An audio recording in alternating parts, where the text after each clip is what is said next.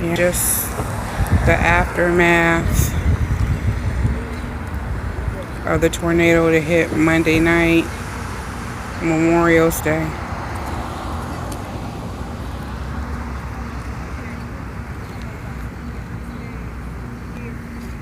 That is the fire station.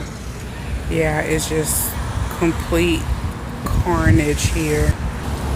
And this is in Dayton, Ohio.